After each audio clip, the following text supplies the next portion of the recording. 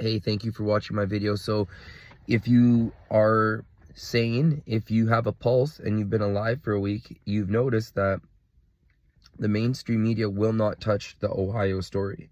Now, I made a couple videos in the past talking about environmental social governance, ESG. I made videos before talking about morality and weather balloons, and I've talked about the train derailment before. But what I want to discuss is why the news will not touch the Ohio situation. And the reason is because, let's just stop, and someone will say, like, well, in a newsroom, they have the editors and the directors and all the people in there, and then they discuss and brainstorm an idea, and there's no lizard people in there. No one's telling them what to do, and they're not actors. They're really good journalists. Yeah, right. But these quote-unquote journalists they're not, it's not that they're spoon-fed what to say. They already know what the reporter is going to say before they even say it, because they've already been pre-selected and elevated and risen through the ranks. So now, environmental social governance, Ohio, and the news, how does this all connect together? How do we tie this all in, and what can we take meaning from this whole situation? Well,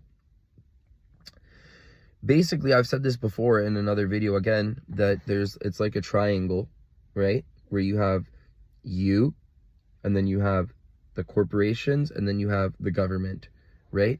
So basically, when the trains crashed, the owners that own the company, that's like public record, right?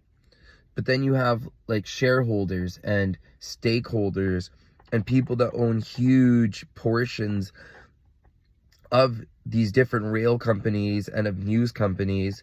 And these people that own major shares don't just stop there. They own major shares of so many different companies. So when one of their trains go down out of their portfolio, they're not going to pump that shit on the news. So that was like one of the rumor things I seen. It's not that I can confirm nor deny if the news has part ownership, or the owners of the news are the owners of the train company. So that's ESG, environmental social governance. So it's like, it's where people say these stupid catchphrases like, they're not lying. Why would they lie? Why would the news lie? They would never lie. And I like the news, and I've watched them all my life, and this is all conspiracy theory and this is all conjecture, but it's right in front of you. They're not going to talk about it. They're not going to discuss it. We can brainstorm reasons why, because maybe they don't want to cause panic. Maybe why are they not going to talk about it? Maybe because they think that they're not sure of how bad the severity is. Okay, maybe. And then they're doing things like they're having the governors maybe and mayors come and drink the tap water. Like, there's no chance that could all be staged, right? So, I mean, this is what it is that you're seeing the news, some of the biggest news right in front of your face, that the media companies won't touch it.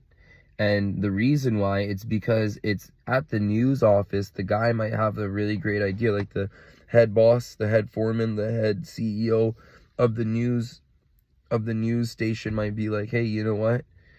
Someone might be saying, let's cover this Ohio thing. And he's just like, gets off the phone with his higher ups, and they're like, guess what?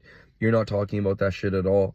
Like, if you want to keep your job, if you want your bonus, if you don't want to get canceled by a mysterious sexual assault charge, you're gonna play ball, and you're just gonna keep on pushing through and pretend like nothing happened. And if any of your little journalists are in there causing a scene, it's your fault that you have them there, because they should know how to follow the narrative. And the narrative is what we promote as the environmental social governance overlords, because this stuff is the blend of government and corporation. Because what the corporation can't do, and the rules it can't make, and the stuff that the government can't do. So they put in the owners to keep it a perfect running triangle machine where the fingerprints are off and the agenda follows through. So that's what I wanted to say about that they're not going to talk about this derailment on the news or Ohio, because the overlords that own both the stuff possibly are all one and the same people. So these people that own such huge shares and stakes of companies, they got agendas and they're following a script, and the people at the top are united. They have one goal, one vision, and they plan on executing. So with that, I just want to say thank you for watching my videos, and please subscribe to my channel. Thank you.